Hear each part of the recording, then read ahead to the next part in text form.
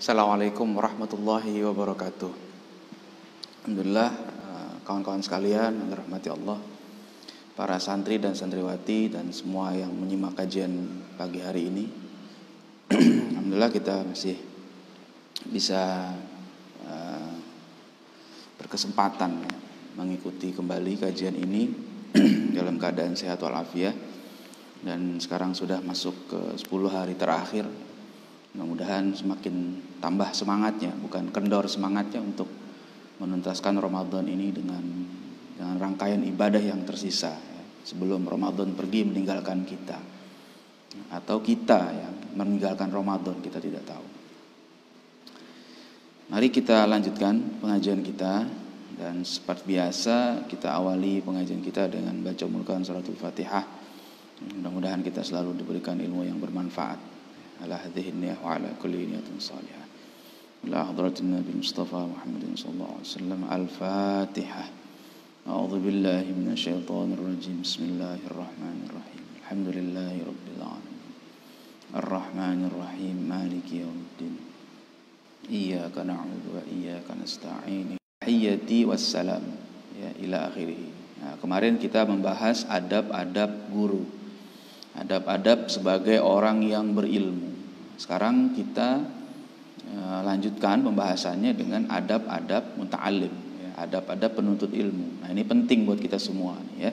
Para santri di rumah mudah-mudahan bisa memperhatikan dengan baik dan mengamalkannya dalam proses belajar, ya. Insya Allah kalau diamalkan nih adab-adab ini, santri-santri akan mendapatkan ilmu yang bermanfaat.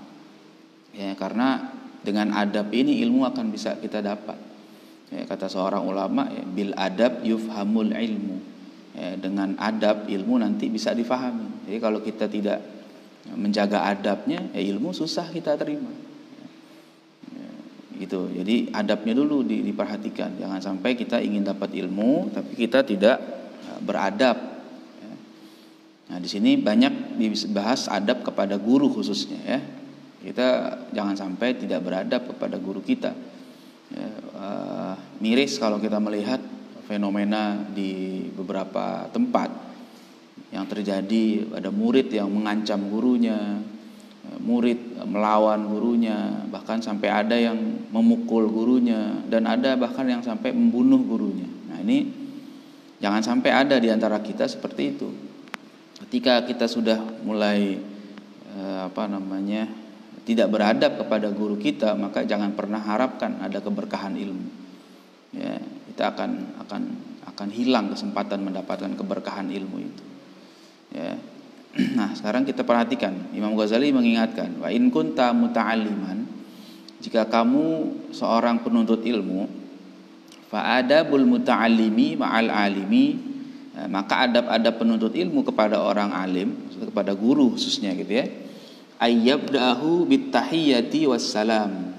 Ya, dia memulai tahiyat itu penghormatan, wassalam, dan mengucapkan salam. Jadi kalau kita ketemu guru kita di mana saja, itu ucapkan salam terlebih dahulu, itu adabnya. Ya. Ya, di jalan kah, apalagi di kelas, misalnya mau masuk ke rumahnya, misalnya kita datang ke rumah guru kita, kita ucapkan assalamualaikum. Untuk kita ketemu di jalan, ya, guru kita sedang jalan, mungkin ya kita lihat guru kita tidak lihat kita, kita dekati, kita ucapkan salam, ya, assalamualaikum. Kemudian kita cium tangannya, ya. Nah, seperti itu adab. Jangan sampai kita cuek saja ketemu guru kita tidak mau menghampiri, tidak mau mengucapkan salam. Nah, itu tidak beradab seperti itu. Yang kedua, wa yuqallila baina yadayhil kalam. Nah, dan tidak banyak bicara di hadapan guru. Nah, ini juga. Jadi kalau apalagi saat guru sedang menjelaskan, jangan ngobrol. Jadi santri itu ketika guru menjelaskan, hendaknya dia memperhatikan. Nah, itu insya Allah akan paham. Tapi kalau ketika gurunya menjelaskan, ustadznya menjelaskan, dia ngobrol sendiri dengan temannya, atau dia bukan memfokus memperhatikan pelajarannya, ya susah dapat ilmunya. Bagaimana mau paham mau dia ngobrol? Jadi kalau dia perhatikan, ya, dengan betul-betul, nah, insya Allah Allah berikan pemahaman itu. Ya, tidak banyak bicara, ya, tidak banyak ngobrol, ya, tidak banyak bercanda. Ya. Itu juga bagian dari adab tuh. Ya, jadi diam. Ya. Para sahabat itu kalau sedang belajar depan Nabi itu mereka nggak banyak ngomong, mereka perhatikan gitu, betul-betul. Ya, sehingga mereka dapat ilmu yang bermanfaat. Ya. Terus wala yatakallam ma lam yas'alhu ustadzuhu, dan dia tidak bicara jika gurunya tidak bertanya kepadanya. Ya, jadi misalnya gini, dalam satu sesi pembelajaran si guru bertanya kepada seseorang, maka biarkan orang yang ditanya itu dulu menjawab, meskipun kita sudah tahu jawabannya. Jangan kita menyalip, merebut. Jadi kita nggak ditanya, kita langsung jawab. Kecuali pertanyaan itu dibuka untuk umum. Ya. Tapi kalau guru menanya, misalnya ada muridnya namanya Ahmad. Ahmad, coba jelaskan begini, gini. Itu haknya Ahmad untuk bicara. Kita, meskipun kita tahu jawabannya, kita belum ada hak untuk bicara di situ. Jadi jangan kita jawab. Nah, itu nanti hilang adab kita. Meskipun kita benar jawabannya, pun kita tahu jawabannya, bisa jawab dengan tepat, tapi nyelonong, ya kalau kata orang tahu itu, nyelonong itu tanpa izin, padahal itu hak orang untuk menjawabnya, itu akan membuat jawaban kita jatuh nilai. Karena apa? Karena kita tidak beradab. Jadi kalau orang yang lain ditanya, ya kita nggak usah jawab, kecuali oke, sekarang nggak bisa, yang lain mungkin, nah baru kita jawab, silahkan. Itu bagian dari adab juga. Wala yas'alu ma lam yasta'dinu awalan, dan dia tidak bertanya selama belum minta izin terlebih dahulu. Jadi kalau mau tanya sesuatu, minta izin. Ya, silakan tanya kepada guru kita. Biasanya kita angkat tangan dulu lah kalau di kelas. Ustadz, kalau kata gurunya, silakan ngomong, jangan malu. Kalau lagi belajar, jangan malu bertanya. Ya. Nanti giliran udah selesai pelajaran, baru wah tadi mau nanya, akhirnya belum paham. Jadi kalau kita bertanya itu bukan berarti kita bodoh, bukan. Bisa jadi justru karena kita paham pelajaran, maka kita bertanya lebih jauh. Ya, jadi jangan malu, jangan gengsi bertanya, tapi dengan adab. Adabnya minta izin dulu. Biasanya angkat tangan kalau kata gurunya. Ya silahkan, baru kita bertanya. Ya. Begitu juga kalau kita sekarang mungkin lagi tidak bertatap muka langsung, kita WA guru kita misalnya, ya. Itu ada adabnya. Jangan langsung tiba-tiba nanya, Ustaz kalau gini hukumnya gimana? Kalau gini gimana? Ucapkan dulu assalamualaikum. Ya, assalamualaikum Ustaz, apa kabar? Gitu kan? Tanya dulu begitu, basa-basi dulu lah. Ya, baik gini. Oh, maaf Ustaz, apakah mengganggu? Gitu. Apakah ada waktu sebentar? Saya ingin bertanya sesuatu. Misalnya, kalau kata gurunya, oh iya silakan. Nah, kalau gurunya bilang, oh nanti dulu saya sedang ada acara, nanti aja ya. Nah, kalau udah tahan dulu, nah, kira-kira gitu. Jadi kita biasakan ya, menjaga adab. Wala yaqulu fi mu'aradati qawlihi fulan qala fulan bi khilafi ma qulta. Dan jangan kamu berkata untuk menentang pendapat guru kamu, apa yang dijelaskan itu, dengan mengatakan apa? Qala fulan bi khilafi ma qulta. Oh, kalau kata kita gini, Ustaz fulan ngomongnya kok enggak begitu sih, beda sama Ustaz. Nah, itu jangan. Itu mengadu. Ya, mengadu penjelasan guru kita dengan guru yang lain. Itu tidak perlu seperti itu. Ya. Jadi jangan. Ya, itu tidak beradab. Jadi kita kalau pernah mendengar sesuatu dari yang lain, cukup kita tahu. Ya disitulah kemudian nanti kita akan belajar. Ya, itu memang kita belajar tidak mesti satu guru. Kita perlu memperluas wawasan kita dengan belajar ke guru-guru yang lain, sehingga kita punya wawasan luas. Kita punya perbandingan, ya, tapi tetap harus beradab, dan kita juga tidak fanatik terhadap guru kita, seolah-olah guru kita itu satu-satunya yang benar. Tidak juga, ya. Kita perlu belajar. Ulama-ulama kita dulu kalau belajar itu gurunya ratusan, sehingga mereka bisa menyikapi masalah-masalah yang terjadi itu dengan bijak. Ya, jadi apalagi kalau ketika bicara masalah-masalah yang furu, kadang-kadang memang ada perbedaan. Dan itu murid harusnya biasa. Jangan kita seakan-akan menyalahkan, Ustaz, oh kayaknya enggak gitu deh, kemarin saya ngaji sama ustadz itu dia juga ngomongnya begini. Ya, itu tidak baik seperti itu. Nah, jadi jangan. Ya kita dengarkan saja penjelasannya dulu. Ya, nanti ada waktunya mau bertanya, silakan bertanya. Ya, kalau mau bertanya mungkin bertanyalah dengan cara yang baik, tapi jangan sampai menyebut nama ustadz itu seakan-akan mengadu. Ya, atau bisa dengan cara pelan-pelan, ya. Misalnya dikatakan, Ustadz, mohon maaf, misalnya, bila aja kita bilang gini, saya pernah mendengar, gitu ya, atau pernah baca, gitu misalnya di buku, cuma saya lupa buku apa, gitu ya. Ada penjelasan begini, bagaimana kira-kira, misalnya seperti itu. Itu kan dengan maksud bertanya. Kita tidak menyalahkan, nah, sehingga nanti akan dijelaskan lagi. Bisa jadi ada pandangan lain yang mungkin guru belum menjelaskan. Nah, jadi itu akan bagus daripada kita langsung membantah pandangan guru kita tadi dengan merujuk pandangan orang lain dan seakan-akan wah kok diadu pandangan guru kita. Itu jangan seperti itu. Ya. Wala yushiru alaihi bi khilafi ra'yihi fayara annahu alamu bisawab min ustadhihi. Ya. Dan dia juga tidak menunjukkan dirinya untuk menentang pendapat gurunya, sehingga dia memandang seakan-akan dirinya lebih pintar, lebih tahu yang benar daripada gurunya. Nah, itu jangan juga seperti itu. Jadi kalau kita mendengarkan penjelasan guru kita nggak perlu interupsi kira-kira gitu loh ya.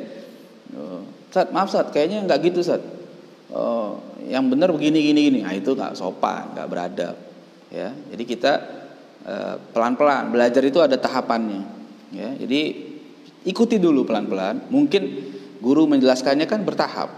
Ya, mungkin ada hal yang belum dijelaskan, ada yang belum disampaikan, sehingga kita tidak tergesa-gesa untuk membantah. Ya. Nah, kita jangan. Kalaupun kita tahu masalahnya ada masalah yang lain, cukup kita tahan. Ya, nanti kalau memang dikasih kesempatan bicara, ya kita sampaikan dengan cara yang baik, ya bukan dengan cara membantah, menyalahkan seakan-akan dia lebih pintar dari gurunya. Kenapa? Karena ini akan menimbulkan sifat takabur. Kalau murid sudah muncul sifat takabur dalam dirinya, dia merasa saya lebih hebat dari guru saya ini. Ya, guru saya salah nih. Wah, itu dia tidak akan bermanfaat ilmunya, ya, karena dia sudah menganggap gurunya lebih rendah dari dia. Sedangkan adab kepada guru itu adalah dia harus meyakini gurunya itu lebih utama dari dia. Makanya dia belajar ke situ. Ya. Jadi jangan sampai kita hilang adab. Mungkin kadang-kadang guru itu menguji, ya, ingin menguji kita, atau mungkin beliau lupa sehingga nanti perlu diluruskan kembali. Karena guru-guru yang soleh itu begitu, guru-guru yang baik itu akan begitu. Ini saya mau cerita sedikit pengalaman saya. Saya pernah dulu ngaji kepada seorang ulama di Jakarta, ya Haji Muallim Abdillah, ya, rahimahullah. Dia sudah meninggal. Saya cukup lama belajar dengan beliau, dan belajarnya nggak banyak. Saya paling kalau belajar tuh sendiri, paling berdua. Kalau teman saya datang ya berdua, kalau enggak saya sendiri. Saya banyak sendiri waktu dengan beliau. Suatu hari ketika saya baca kitab, setiap datang tuh saya sorogan baca kitab kayak gini saya baca. Terus beliau mendengarkan. Kalau ada yang kurang tepat beliau akan luruskan. Ya, menurut beliau ini kurang tepat, beliau luruskan. Nah, saya pernah satu kali baca kitab ini, ya, kitab lah ya. Kemudian saya ditegur oleh beliau. Beliau bilang, salah ente, orang Betawi gitu kan, salah ente. Oh, saya bilang, ente bacanya apa? Gitu, dia nanya kan, saya bilang, saya bacanya begini, Malim, guru. Kenapa dibaca begitu? Gitu. Saya bilang, karena ditanya kan, saya jawab, karena kalau dibacanya begini, maknanya jadi begini, makanya saya baca begini. Enggak, salah ente. Wow, saya disalah-salahin tuh sama guru saya itu. Salah, yang benar bacanya gini. Oh iya. Nah, saya udah jelasin kalau saya baca begini maknanya begini, tapi kalau saya baca gini maknanya akan berubah, maka begini. Iya, salah, enggak, yang benar gini. Oh iya. Saya enggak ngebantah, saya diam aja langsung. Terusin saya baca terusannya. Saya udah terima dengan guru saya kan, mungkin saya ada perbedaan dengan guru saya dalam hal pemahaman ini. Saya terima dan saya tidak membantah, sudah selesai duduk. Terus ngaji lanjut tuh, bacanya lanjut. Biasa, nggak ada masalah dan nggak biasa. Guru tuh kadang-kadang nadanya tinggi itu bukan marah, apalagi orang Betawi. Saya tahu lah orang Betawi seperti apa karena banyak teman-teman saya orang Betawi. Ya, akhirnya biasa habis ngaji itu kita ngeteh. Guru saya masya Allah, beliau sangat baik betul. Ya, keluarganya baik, menyiapkan teh, makanan. Kami ngeteh bareng sama guru saya biasa. Dan beliau ngobrol lagi dengan saya. Dia ngingetin lagi tuh, ente baca kitab hati-hati, ya. Iya, saya iya gitu. Ya. Harus teliti gitu beliau. Iya guru. Udah biasa, selesai ngaji pulang saya. Udah pulang. Nah, pada pertemuan berikutnya, beberapa hari kemudian giliran saya ngaji lagi. Saya datang tuh. Saya datang sendiri. Begitu saya datang, assalamualaikum. Saya masuk ke rumah beliau. Ya, dipersilakan masuk. Begitu saya masuk, apa yang beliau lakukan? Allah yarham. Beliau peluk saya. Saya ingat banget, beliau peluk saya tuh. Begitu. Saya belum pernah tuh waktu itu. Biasanya saya masuk cium tangan langsung duduk. Ini kalau waktu itu beliau langsung peluk saya. Beliau peluk dan langsung beliau bilang apa? Ente bener. Wah, itu tuh yang membuat saya tidak lupa akhlak beliau. Ente bener. Aneh yang salah kemarin. Nah, dia bilang begitu. Padahal saya udah lupa tuh. Saya udah anggap udahlah. Saya juga nggak mau membantah guru. Orang saya pikir ya biasalah dalam pemahaman kadang-kadang ada hal yang kurang sependapat. Tapi saya juga bukan asal bicara gitu kan. Terus beliau bilang gitu, ente yang benar, aneh yang salah. Aneh baca-baca lagi, begitu ente pulang ternyata bacaan ente benar. Wah, masya Allah, itu saya terharu betul. Jadi beliau mengakui kesalahannya sendiri tanpa harus saya koreksi dan bantah gitu kan. Itu pengalaman yang pernah saya jalani. Ya. Cukup lama saya belajar dengan beliau. Ya. Ada 15 tahun lebih lah saya belajar dengan beliau tuh. Sampai beliau meninggal. Ya. Bahkan sampai beliau sakit parah saya terus dengan beliau. Ya.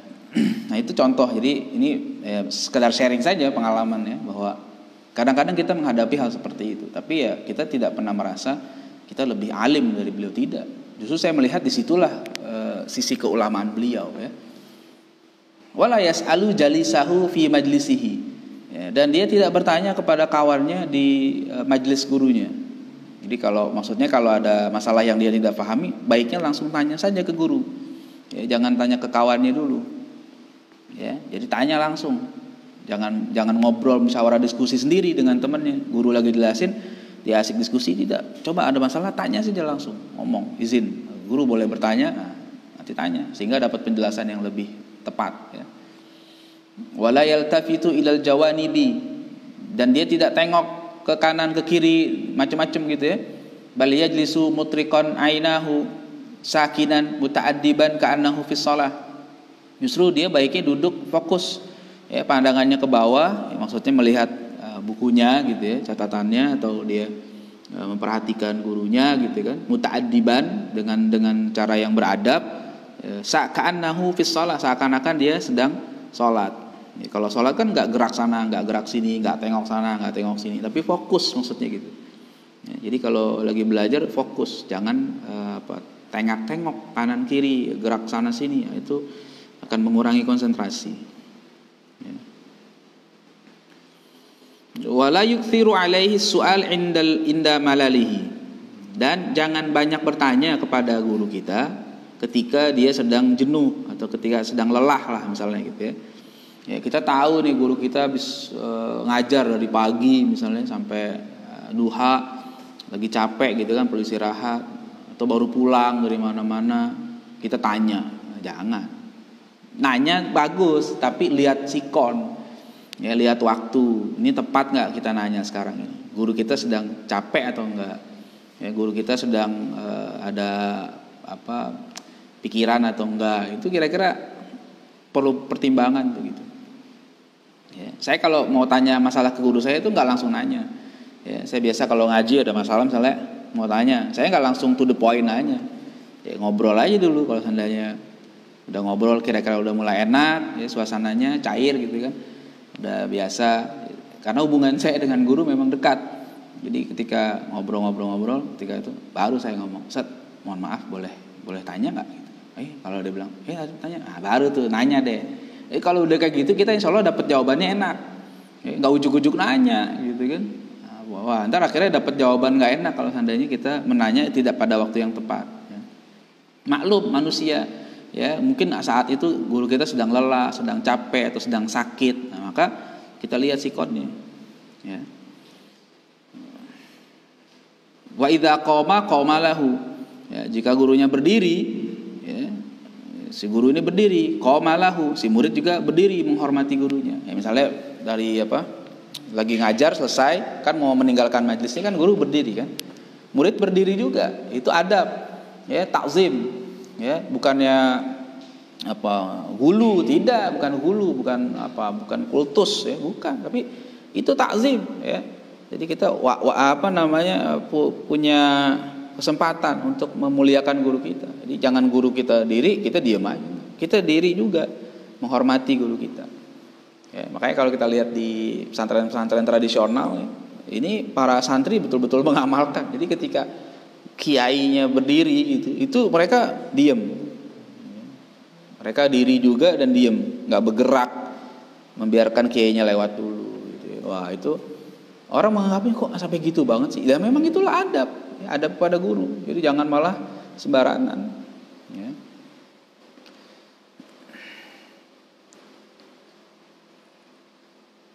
Wala yattabi'uhu bikalamihi wa su'alihi, dan jangan kita ikuti guru kita ketika jalan pergi meninggalkan majlis bikalamihi wa su'alihi, ya, dengan bertanya dan ngobrol, ya. Maksudnya kalau kelihatan capek lah gitu ya. Kalau memang beliau berkenan sih nggak ada masalah, ya. Tapi kalau beliau kayaknya tadi udah capek banget, udah deh bertanya nanti aja, ditunda deh. Kita lihat sikon. Jadi sebenarnya sih begitu. Kita lebih tahu lah kondisinya. Kalau kira-kira guru masih semangat atau bahkan beliau ngajak kita ngobrol, gimana? Sehat, selesai ngaji gitu misalnya, diajak ngobrol, diajak kita ini ngobrol juga, dikasih kesempatan bertanya, ya nggak apa-apa. Jadi kalau kelihatan kayaknya beliau capek nih, kita bertanya kira-kira yang pertanyaan itu kan membutuhkan jawaban panjang, udah mending ya tunda aja lah nanti. Itu kalau mau datang ke rumahnya, ya pada waktu yang khusus minta waktu, ya telepon dulu atau WA dulu, Ustaz. Mohon maaf, saya mau silaturahim ke rumah pada waktu, kapan bisanya, jam berapa dan sebagainya. Datang di situ, ya di waktu yang beliau nyaman.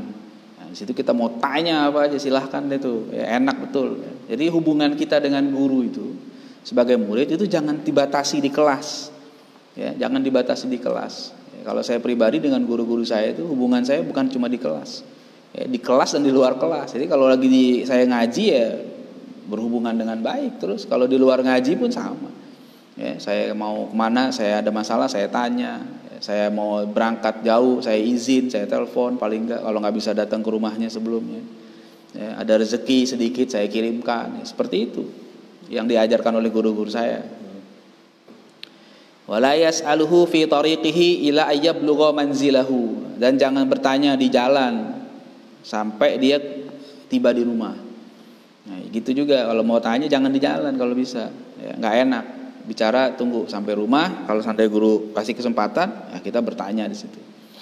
Itu adab. Jadi sebenarnya lebih pada adab untuk melihat situasi dan kondisi, ya, supaya kita jangan sembarangan, jangan gegabah ketika kita ingin berkomunikasi dengan guru kita. Wala yusi'uzzan bihi fi af'alin zahiruha munkarah indahu fahuwa a'lamu bi asrarihi, dan jangan berburuk sangka kepada guru, ya, pada perbuatan-perbuatan yang secara zahir tampaknya munkar, ya, dan padahal si guru lebih tahu hal-hal yang sifatnya rahasia yang tidak difahami oleh muridnya, ya, pokoknya jangan pernah suudzon sama guru, ya. Apa saja kalau guru kita kerjakan, ya kita coba berusaha untuk husnudzon.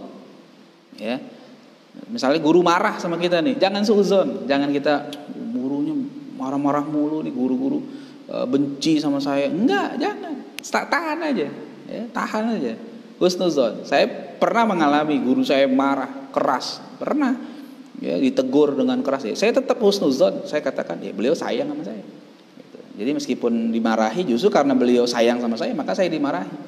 Kalau beliau nggak peduli dengan saya akan dibiarkan aja.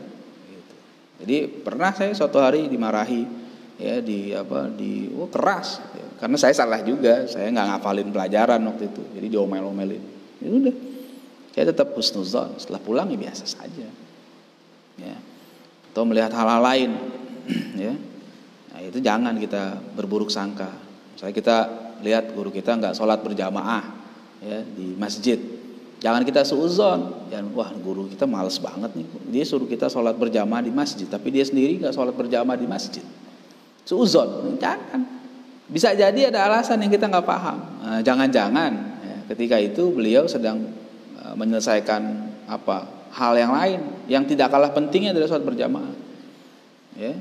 Sehingga kalau dia tunda, bisa lupa dan sebagainya. Atau bisa jadi mungkin ketika itu beliau sedang sakit, sehingga kita jangan suuzon kepada guru kita, ya. Pokoknya hilangkanlah buruk sangka dari guru kita. Wal yadhkur 'inda dzalika qaula Musa lil Khidir alaihi assalam akhraqtaha litughriqa ahlaha laqad ji'ta syai'an imra. Dan ingatlah ketika itu, kalau kita mulai ada ngelihat ada guru kok begini sih nih, kok kayaknya beda nih, itu ingat katanya kata-kata Nabi Musa kepada Khidir ketika Nabi Musa melihat, kan Nabi Musa kan belajar kepada Nabi Khidir. Ya, kalau kita baca surat Al-Kahfi itu kan ada kisah tuh. Kisah Nabi Musa ngaji sama Nabi Khidir. Nah, di tengah perjalanannya kan Nabi Khidir mendobrak perahu, ya kan? Nabi Musa kan bilang gitu, akhraqtaha litughriqa ahlaha. Wah, kenapa didobrak nih? Kenapa kamu dobrak gitu? Kenapa Tuan Guru dobrak nih perahu ini? Litughriqa ahlaha, ini bisa bikin kita tenggelam nanti ini. Ya, laqad ji'ta syai'an imra, ya. Ini bisa kamu telah mengerjakan sesuatu yang munkar, ya, yang tidak benar, ya, kira-kira gitu. Nabi Musa ketika itu ngomong begitu. Akhirnya Nabi Khidir kan mengingatkan, ya, innaka lan tastati'a ma'iya sabra. Ya, kamu memang enggak bisa tahan sabar sama saya. Nah, itulah pentingnya adab. Jadi kita belajar itu ada adabnya. Sabarlah. Kita nanti akan suatu hari akan diberitahu rahasianya kenapa begitu. Ada kisah lain, ya, yang pernah saya dengar, Imam Syafi'i dan Imam Ahmad bin Hambal. Imam Ahmad bin Hambal itu murid Imam Syafi'i, dan beliau itu sangat sangat mencintai gurunya, sangat menghormati gurunya, bahkan sering memuji-muji Imam Syafi'i rahimahullah, sampai membuat si anaknya Imam Ahmad bin Hambal penasaran, ya, seperti apa sih Imam Syafi'i, kok dipuji-puji banget gitu. Coba dong sekali-sekali ajak Imam Syafi'i ke rumah. Aku pengen lihat Imam Syafi'i itu kayak apa. Akhirnya kemudian dia undanglah Imam Syafi'i itu ke rumah Imam Ahmad bin Hambal, ya. Itu datang, ya namanya guru datang ke rumah, disiapkan makanan yang enak. Si anak ini ngintip dari dalam rumahnya. Coba lihat, begitu dia lihat makannya lahap sekali Imam Syafi'i. Makan, dan makanan yang disiapkan itu habis dimakan, ya. Habis, dia senang. Tambah lagi gitu kan. Dan Imam Ahmad pun kaget juga, loh. Biasanya nggak gini nih Imam Syafi'i makan nih, gitu. Kok makannya banyak betul. Ya, terus diperhatikan sampai nginep, ya, nginep. Ya, kemudian nginep itu malamnya diintip lagi sama anaknya. Anaknya ngintip, pengen lihat Imam Syafi'i malam bangun malam nggak nih. Gitu. Dia lihat Imam Syafi'i lagi rebahan aja, lagi rebah-rebahan gitu kan. Wah, kok nggak sholat malam nih? Katanya ulama kalau nggak sholat malam tuh, aduh gimana ya, kurang lah kita. Tiduran aja gitu rebah-rebahan gitu kan. Anaknya bilang, si ayah kayaknya salah nih muji Imam Syafi'i, kok nggak seperti yang dipuji-puji. Ya, baru menjelang subuh kelihatan beliau duduk sebentar. Udah, kemudian ya kira-kira setelah itu pulanglah, besokannya pulang. Nah, anaknya protes ya. Ini anaknya masih kecil waktu itu ya, anaknya masih kecil. Bilang, ayah kayaknya saya nggak srek nih. Katanya Imam Syafi'i seorang ulama yang baik, hebat, zuhud, tapi makannya banyak katanya. Ini Imam Syafi'i makannya banyak. Udah gitu malam katanya dia ulama kok nggak sholat malam. Oh, kata Imam Ahmad, ya nanti ayah tanya kepada guru ayah Imam Syafi'i. Jangan suuzon sama ulama gitu kira-kira. Jadi jangan kita pernah buruk sangka kepada ulama. Nanti ayah akan coba konfirmasi kenapa beliau makannya banyak. Terus kenapa malam itu beliau terlihat rebah-rebahan, ya, tidak sholat malam seperti yang kamu lihat. Terus akhirnya Imam Ahmad satu kesempatan nanya kepada Imam Syafi'i. Dia bilang, ya dengan nada yang bukan bertanya apa, sambil ngobrol lah kira-kira. Kira-kira mungkin gini apa, guru kemarin gimana main ke rumah saya, kayaknya senang bener nih, kira-kira gitu ya. Saya lihat makannya nafsu betul, sampai makan banyak itu habis, bahkan nambah. Oh itu, iya kata, saya memang senang betul begitu kamu siapkan makanan. Kenapa? Karena saya yakin makanan itu pasti halal. Kenapa? Yang nyiapkan kamu itu orang yang sangat soleh. Makanan kamu pasti makanan yang sangat halal. Jadi saya, kapan lagi saya kesempatan dapat makanan yang kayak begini, yang sudah terjamin halalnya. Makanya saya sangat ingin mengisi perut saya dengan makanan yang halal ini, dari kamu, dari orang yang soleh. Oh gitu kata Imam Syafi'i itu. Terus tanya lagi, malam kayaknya capek ya guru, sampai mungkin kelihatan rebahan gitu kan, apa kurang enak badan apa gitu. Nah, pokoknya dengan cara adab loh. Kata Imam Syafi'i, oh waktu itu malam saya lagi memikirkan masalah fikih, makanya kelihatan rebah-rebahan. Saya sholat malamnya nggak banyak waktu itu, saya cuma 2 rakaat lah. Cuma saya alhamdulillah dengan izin Allah, saya sambil rebahan tafakur itu, saya berhasil memecahkan lebih dari 70 masalah fikih. Wah, ternyata begitu jawabannya. Coba bayangkan, yang sholat tahajud puluhan rakaat belum tentu bisa memecahkan masalah fikih sampai puluhan seperti Imam Syafi'i begitu. Jadi, itulah rebahannya ulama itu begitu. Rebahannya aja memecahkan 70 masalah fikih. Ya, jadi jangan dianggap remeh. Nah, maka kita jangan suka bersuudzon kepada para ulama. Beliau begitu, bukannya rebahan, sambil mikir itu, mikir gitu kan. Oh, ternyata begini nih. Nah, itu luar biasa. Maka kita jangan berburuk sangka kepada ulama, apalagi ulama itu guru kita sendiri. Ya. Jadi kalau kita pernah mengalami ya, ditegur, diingatkan, dimarahi misalnya sama guru kita, ya sudah terima. Ya, jangan kita ngambek, jangan kita gerutu di belakang, jangan kita marah, apalagi menceritakan aib guru kita kepada orang lain, jangan. Ya. Guru kita itu manusia. Ya, dia ulama, dia kiai, tapi tetap manusia yang tidak maksum. Jadi ketika ada salah, maka cukup kita tahu saja, tidak perlu kita memberitahu kepada orang lain kekurangan guru kita. Ya, cukup supaya kita belajar dari kekurangan itu, sehingga mudah-mudahan dengan kita belajar, kalau kita suatu hari ditakdirkan menjadi ulama juga, ya kita bisa menjadi ulama yang lebih baik. Ya, hal yang baiknya kita ambil, yang kurang baiknya kita tidak perlu ambil, tapi juga jangan sampai kita buka aibnya kemana-mana. Itulah adab kepada guru. Ya. Dan itu ujian murid sebenarnya. Ya, ketika dia semakin dekat dengan guru, dia akan semakin tahu kekurangan gurunya. Jadi dekat dengan guru itu ada nikmat, tapi ada amanah juga yang besar. Ya, jangan berpikir, wah enak nih dekat sama guru. Ya memang enak. Pasti ada hal-hal yang dia dapatkan yang mungkin murid lain tidak dapatkan. Ya, banyak pelajaran yang dia dapat, banyak kisah-kisah dia dapat pengalaman, itu ada pasti. Tapi di saat yang sama dia juga akan melihat gurunya lebih dekat.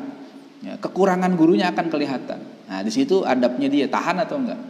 Ya, jadi saya punya guru, saya dekat dengan guru-guru saya. Saya tahu betul guru-guru saya seperti itu. Tapi apa perlu saya ceritakan kekurangan? Kan tidak. Ya, cukup saya tahu. Tapi saya tidak ceritakan. Dan itu manusiawi kok. Justru karena dia ada berbuat salah itu namanya normal. Karena guru kita bukan malaikat, ya, guru kita manusia, sehingga kita juga tetap wajib menghormati dengan segala kelebihan dan kekurangannya. Sama kita pun begitu. Ya, jadi pada santri-santri saya juga saya suka ingatkan, kalau ada yang baik dari saya silahkan diikuti, diambil. Kalau ada yang kurang baik ya jangan diikuti. Ya, saya juga nggak mau tanggung jawab nanti. Ya, ngeri juga nanti kalau seandainya saya ngajarin yang buruk dengan sengaja gitu kan. Tapi kalau ada yang menurut santri kayaknya saya nggak mungkin, ya jangan ikuti saya. Gitu. Kalau yang kurang baik jangan diikuti. Ya. Kalau perlu diingatkan nggak apa-apa. Kalau saya pribadi diingatkan, saya terima insya Allah. Ya, wa qaunuhu muqti'an fi inkarihi i'timadan al-zahir. Ya, dan si murid biasanya ketika menyalahkan gurunya, mengingkari gurunya itu karena dia bersandar pada urusan yang zahir, yang kelihatan saja, tanpa dia mengetahui rahasia di balik perilaku guru itu tadi. Ya, nah, makanya kita intinya hati-hatilah, jangan sampai kita berburuk sangka kepada guru kita, nanti hilang keberkahan kita. Ya. Nah, itu adab kepada guru ya, adab murid kepada guru. Nah, sekarang wa in kana laka walidani. kalau kamu masih punya kedua orang tua. Ya, fa'adabul waladi ma'al walidaini. Nah, ini adab-adab anak kepada kedua orang tua apa? Ayyasma'a kalamahuma. Ya, kamu mau mendengar kata-kata keduanya. Nah, ini anak-anak santri di rumah nih adab sama orang tua. Sekarang banyak waktunya bersama orang tua di rumah. Ya, tiap hari ini udah 2 bulan lebih kayaknya nih. Ya, di rumah terus bersama orang tua. Adabnya santri, adabnya anak kita kepada orang tua, kita dengarkan kata-kata orang tua kita, sekalipun ya kata-kata itu nggak enak didengar. Misalnya orang tua lagi marah sama kita, udah dengerin aja deh, jangan dibantah, jangan dijawab, ya, apalagi sampai dibalikan kata-katanya, nah, itu nggak sopan. Ya, diam aja, kalau orang tua marah, dengerin aja, udah, ya itu adabnya gitu. Ya, wa yaquma likiyamihima, ya, dan berdiri ya, kalau ketika orang tua kita berdiri menghormati gitu ya, misalnya di rumah atau suatu hari nanti kita sudah berkeluarga ya, punya rumah sendiri, orang tua kita datang ke rumah main silaturahim, orang tua kita mau nengok anaknya, mau nengok cucunya mungkin gitu ya, orang tua kita datang ya, mau pulang misalnya, mau ya kita antar ke mobilnya misalnya seandainya bawa kendaraan ya, atau diantar, atau kalau perlu kita antar ke rumahnya atau kita jemput kalau perlu begitu, kalau tidak ada yang mengantar ya, jadi itu adab juga kepada orang tua. Wa yamtathila li amrihima, kita laksanakan perintah-perintahnya ya, yang baik kita perintahkan, kalau yang maksiat ya jangan ya kan, la ta'ata li makhluqin fi maksiatil khaliq ya, tidak ada ketaatan kepada makhluk kalau ada maksiat kepada khaliq, kepada Allah Subhanahu wa taala ya. Wala yamshi amamahuma, dan tidak berjalan di hadapan mereka berdua ya. Jadi kalau jalan bareng orang tua kita jalannya agak di belakang, itu bagian dari adab ya.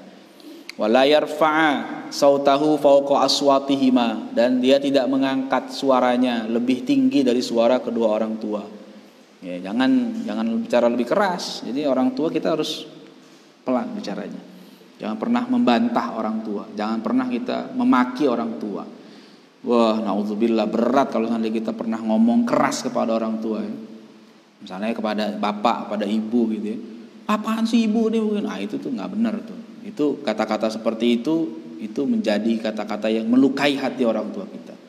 Jangan ya, berkah orang tua. Orang tua itu keramat hidup kalau kata guru-guru saya gitu. Jadi orang tua yang masih ada itu keramat hidup. Jangan dihormati, muliakan orang tua.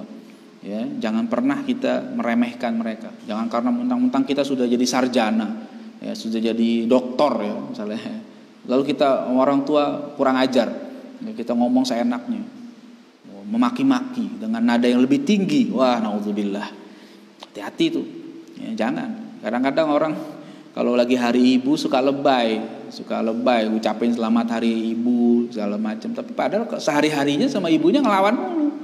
Ya, sama ibunya ngebantah ya, disuruh sama ibunya ngelawan, nggak mau nurut ya. Ketika ibunya ngomong sedikit dia ngomongnya tinggi. Nah itu jangan seperti itulah. Jaga adab kepada orang tua, apalagi kepada ibu ya, pada orang tua lah, ayah juga begitu. Jangan kita bicara lebih tinggi dari dari suara mereka ya. Jangan sampai deh menyakiti kedua orang tua ya.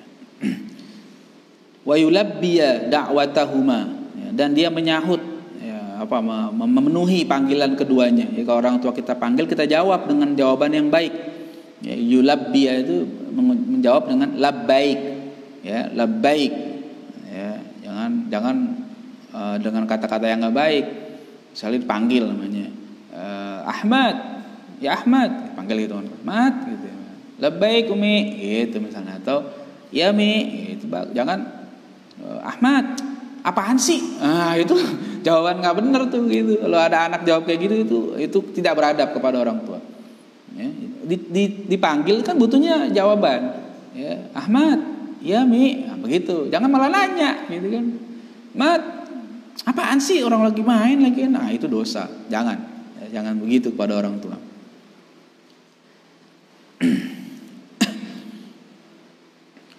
Wasabi, kemudian wa yahris ala talabi mardatihima, ya, dan berusaha keras untuk mencari ridho kedua orang tua. baik dengan ucapan ataupun dengan perbuatan, maka jangan sampai kita membuat orang tua kita tidak ridho kepada kita. Ya, ngomonglah yang baik, ya, berlakulah yang baik, senangkan hati mereka. Kalau ada sedikit rezeki bagi mereka, ya, jangan kita menyusahkan hati mereka, jangan sampai membuat pikiran orang tua, ya, jangan, kita harus cari ridho mereka, ya, karena kalau orang tua ridho, Allah ridho, ya. Waqfid lahuma janaha dzulli, ya, dan tawaduklah kepada mereka, berlemah lembutlah kepada mereka. Ya, jangan kita merasa tinggi hati kepada orang tua. Meskipun orang tua kita mungkin hanya berpendidikan rendah, ya, tidak tamat sekolahnya SMA misalnya gitu kan, hanya lulusan SD, tetap mereka orang tua kita. Meskipun kita sudah jadi profesor sekalipun, tetap mereka orang tua kita. Jadi jangan kita sombong pada orang tua kita. Ya, bagaimanapun juga kita harus tetap tawadhu. Tanpa mereka kita tidak akan jadi apa-apa. Ya, mungkin, ya, apa yang kita capai hari ini itu karena berkat doa orang tua kita yang kita tidak pernah tahu. Ya, mereka mendoakan kita setelah sholat malam, mereka bangun malam. Ya, itu doa orang tua itu kan luar biasa. Ya, dikatakan doaul walid liwaladihi ka doain nabi li ummatihi. Doa orang tua untuk anaknya itu seperti doa Nabi untuk umatnya. Ya, makanya harus bersyukur, jangan kita malah sombong. Ya, begitu udah kaya orang tuanya diremehkan. Jangan pernah kita melakukan itu. Kita tetap tawadhu. Ya, lihatlah tokoh seperti Uwais Al-Qarni. Ya, begitu beliau memuliakan orang tuanya sampai namanya terkenal di langit, Uwais Al-Qarni. Ya, bahkan seorang sahabat sekali berumar saja disuruh minta doa dari Uwais. Padahal Uwais bukan sahabat, Uwais itu tabi'in. Karena tidak jumpa dengan Nabi. Ya, tapi karena Uwais orang yang sangat bakti kepada orang tuanya, namanya tinggi, ya, seperti itu. Jadi kita cari ridho kedua orang tua kita. Wala yamunna alaihima bil birri lahuma, dan jangan suka mengungkit, ya, pemberian kita. Ketika kita berbuat baik kepada orang tua, jangan kita ungkit, ya. Jadi kalau kita pernah memberi sesuatu, jangan suka kita sebut-sebut lagi. Ibu nih kalau nggak saya kasih duit nih begini, itu jangan. Ibu kalau nggak saya urusin begini, jangan pernah mengungkit. Pokoknya kalau udah kasih aja. Dan seberapapun yang kita berikan kepada orang tua kita, itu nggak akan pernah bisa membalas jasa orang tua kita. Ya, ibu kita apalagi nggak bakal bisa dibalas jasanya. Katakan kita berikan semua harta kita kepada orang tua kita, nggak bisa kita membalas kebaikan mereka. Ya, jangan pernah kita memaki-maki orang tua, jangan mengungkit-ungkit. Ya, kemarin saya beli ini, saya udah banyak beli ini, saya udah beli. Ya, belum seberapa. Ibu kita mempertaruhkan nyawanya ketika melahirkan kita. Ya, makanya jangan pernah kita menyakiti hati orang tua kita dengan mengungkit-ungkit pemberian kita. Wala bil qiyami li amrihima. Ya, jangan juga kita mengungkit-ungkit ketika kita sudah mengerjakan perintah mereka. Nggak boleh. Kan kemarin saya udah bantuin, kan kemarin saya udah kasih begini, kan kemarin saya udah ngerjain ini, kan kemarin saya udah nganterin. Nah, jangan suka begitu. Ya, itu nggak boleh. Ya. Jadi kalau ada kesempatan, justru itu yang harus kita kerjakan. Itu tiket surga kita tuh. Ya, capek masa saya terus sih, yang lain dong gantian. Dia juga bisa. Nah, jangan begitu kepada orang tua. Ya. Jadi kalau kita kepada orang tua kita minta tolong, kita yang ada yang dekat kita kerjakan. Kalau saya dekat dengan orang tua, pasti saya akan kerjakan. Sebisa mungkin pasti saya bantu. Ya, karena itu peluang untuk kita masuk surga. Ya, jadi jangan pernah kita abaikan. Jangan malah iri ketika kita banyak membantu orang tua. Kemudian kita malah ngiri, kok saya terus sih? Loh, itu Allah sedang memberikan kesempatan kita untuk dapat tiket surga. Makanya kita harus bahagia mestinya ketika kita mengurus orang tua kita. Ya alhamdulillah, saya waktu kecil tinggal dengan kakek ya waktu itu, karena memang dalam proses pendidikan saya tidak tinggal dengan orang tua. Orang tua juga bilang tanggung lah, udah di sana nggak apa-apa, dan saya ngaji gitu kan. Sekaligus saya jaga kakek nenek saya udah tua. Dan usia tua mereka sakit. Ya, mereka sakit cukup lama lah. Dan saya dapat kesempatan untuk untuk menolong, membantu mereka. Ya, kalau malam itu mereka mau ke kamar mandi, ya, saya tuntun. Saya merasakan itu dan saya menjalani itu dengan sangat bahagia. Tidak ada rasa saya sih yang kayak gini ya, capek juga nih ngurusin kakek nenek. Enggak, saya senang betul. Ya. Dan saya tidak pernah mengeluh, alhamdulillah. Ya, jadi saya tidur itu di bawah. Jadi nenek tidur di tempat tidurnya, saya di bawahnya. Ya, kalau beliau bangun malam biasa langsung bangunin saya itu. Ya, mau ke kamar mandi, saya tuntun ke kamar mandi. Ya, saya temani. Jadi dan itu tidak membuat kita jadi hina, tidak. Itu yang membuat saya juga tidak tinggal dengan orang tua karena saya menjaga kakek nenek saya ketika itu. Ya. Apa saja yang bisa membahagiakan mereka kita bantu. Jangan kita ungkit-ungkit. Saya udah bantuin lama gini, ya enggak akan terbalas lah jasa mereka itu. Ya. Itu yang harus kita lakukan. Nanti kita kalau sering kurang ajar sama orang tua, baru berasa ketika orang tua udah nggak ada. Ya. Ketika orang tua udah meninggal, baru berasa. Ya, jadi jangan. Wala yanzura ilaihima syazran. Jangan memandang mereka dengan pandangan yang emosional, ya, melotot gitu sama orang tua.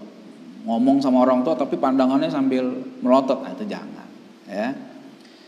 Wala yaqtab wajhahu fi wajhihima. Jangan bermasam muka, ya, melengos ya mukanya nggak enak lah dilihat kira-kira gitu depan mukanya ngomong sama orang tua tapi dengan pandangan muka yang nggak enak dilihat.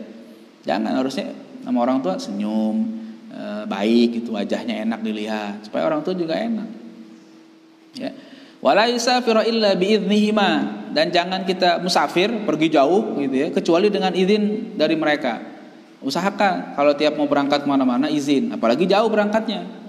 Ya gitu. Saya kalau mau jalan kemana-mana tuh selalu tuh saya telepon orang tua saya. Kalau sekarang karena nggak tinggal sama mereka, atau kalau ada kesempatan di hari sebelumnya saya main ke rumah, saya pasti ngomong. Kalau saya ada mau berangkat nih ke Malaysia, saya akan telepon. Atau kalau saya sempat main ke rumah, saya akan bilang, Bu besok mau ke Malaysia. Ya, saya mau ke mana? Misalnya mau ke Dalwa ngajar. Ya, saya akan ngomong ke mereka. Ya, saya mau ke Dalwa mau ngajar, mohon doain. Saya mau ke Makassar kemarinan, saya mau ke Cilacap, saya telepon, minimal saya telepon, ya, sehingga dapat doa. Ya. Itu yang harus kita cari itu. Jadi kalau dalam perjalanan ada doa orang tua itu insya Allah kasih aman. Ya. Gitu. Kita juga tenang ketika kita jalan itu. Ya.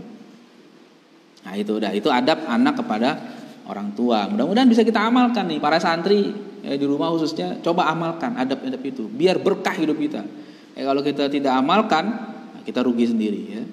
Wa'lam, selanjutnya annan nas ba'da haula fi haqiqa satu asnaf. Ya, ketahuilah bahwa manusia, orang-orang itu setelah mereka yang disebutkan tadi itu, alim, muta'allim, orang tua. Masih ada lagi orang lain yang harus kita pergauli dengan baik dan ada hak-hak yang harus kita jalani. Siapa? Ada 3 macam golongan. 1, imma asdiqa, bisa jadi orang itu teman. Ya, bukan guru, bukan murid, bukan orang tua, teman. Au ma'arif, atau orang yang kita kenal aja. Ya, enggak teman akrab sih, cuma kita kenal. Oh iya, tetangga kita mungkin, atau ada juga begitu.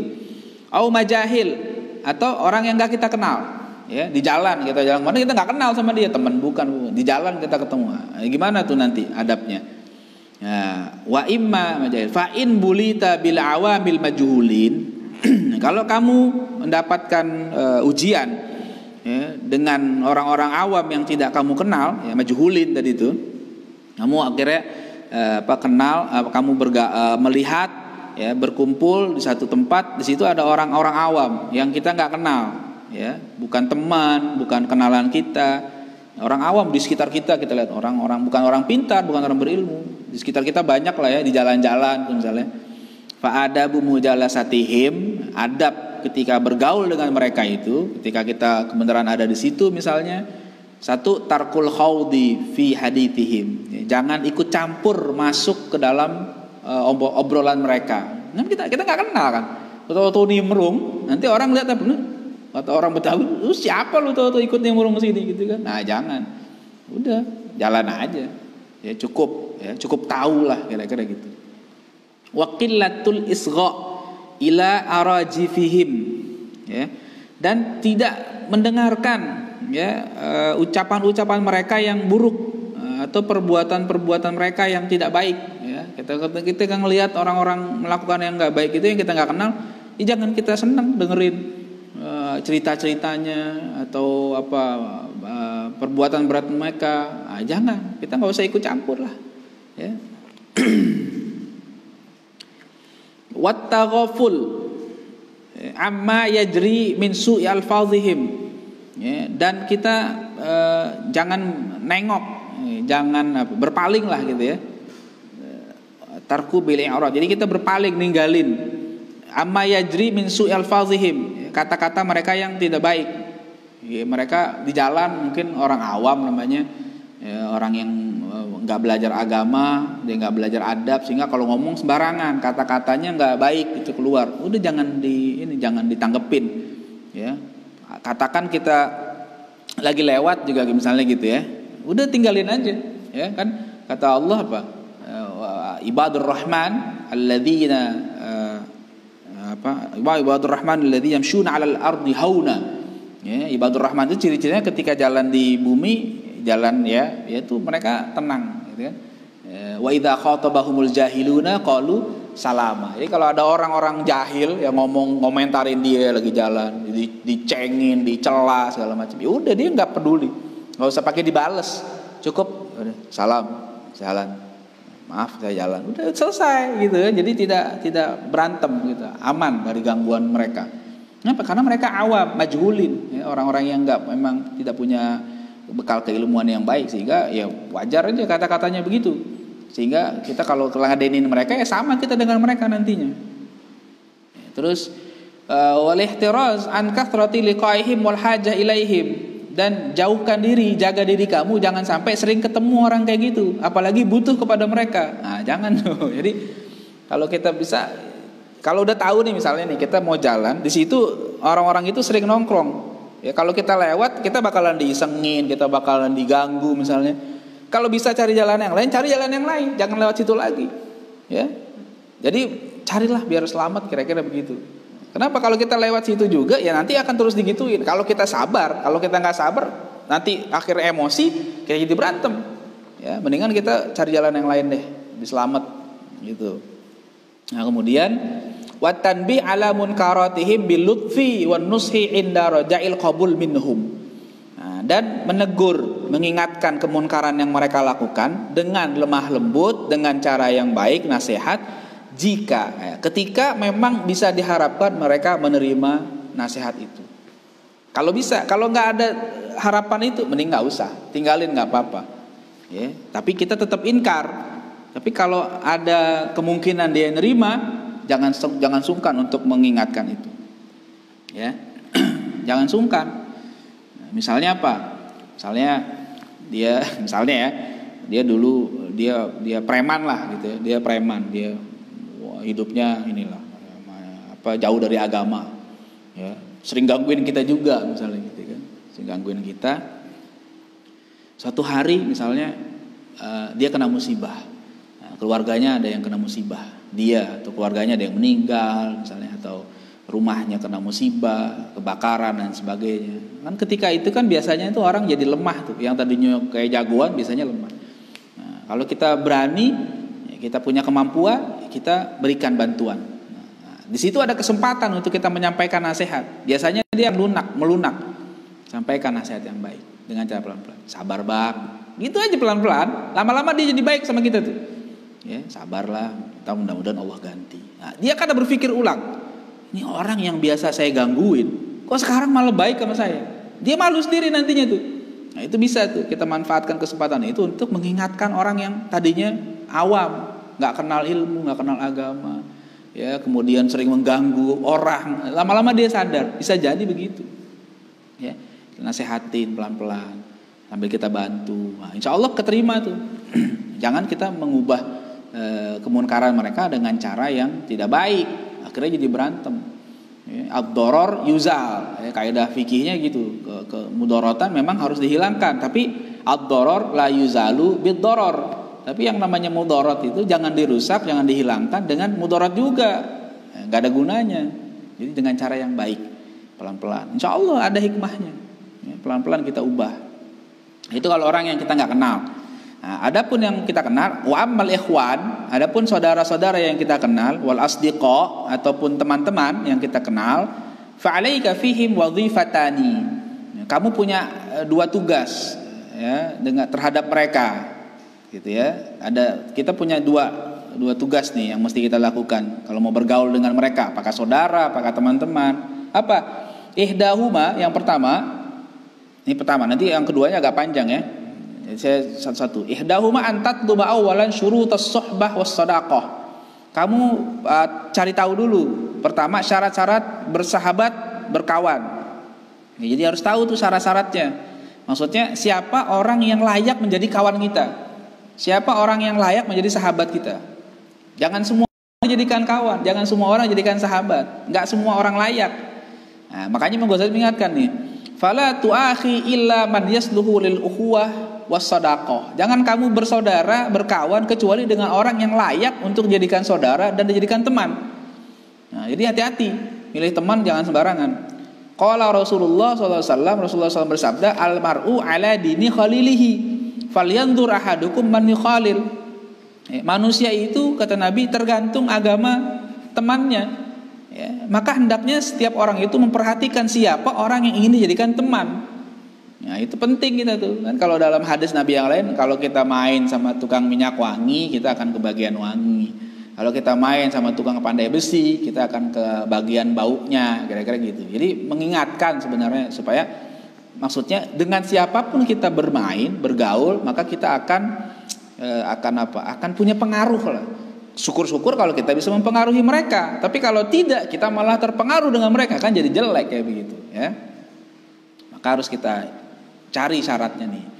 Fa idza talabta rafiqan, kalau kamu mencari teman ya, liyakuna syarikaka fit ta'allum, supaya teman itu bisa jadi teman kita waktu belajar, wa sahibaka fi amri dinika wa dunyaka, jadi teman kita dalam membantu urusan agama, urusan dunia, fara'i fihi khamsa khisalin, maka jaga nih 5 sifat yang harus dimiliki oleh orang yang layak untuk kita jadikan teman. Jadi usahakan kalau pengen cari teman yang punya 5 sifat ini. Sifat apa? Insya Allah besok kita lanjutkan ya, karena waktunya udah selesai. Insya Allah kita lanjutkan 5 sifat ya. Ikuti terus, insya Allah kita jadi tahu berteman dengan orang yang seperti apa, supaya kita beruntung ya, karena setiap kali kita punya teman nanti ada pertanggungjawaban di hadapan Allah Subhanahu wa taala. Kalau kita berteman dengan orang baik, kita dapat manfaat. Ya, kalau kita berteman dengan yang tidak baik, kita sendiri yang akan rugi. Ya, ada 5. Ini belum saya jelaskan satu-satu. Insya Allah besok kita ketemu lagi. Mudah-mudahan masih sehat, ya, panjang umur dan tetap semangat ikut kajian kitab Bidadul Hidayah ini. Ya, terima kasih. Mohon maaf bila banyak kekurangan. Demikian. Assalamualaikum warahmatullahi wabarakatuh.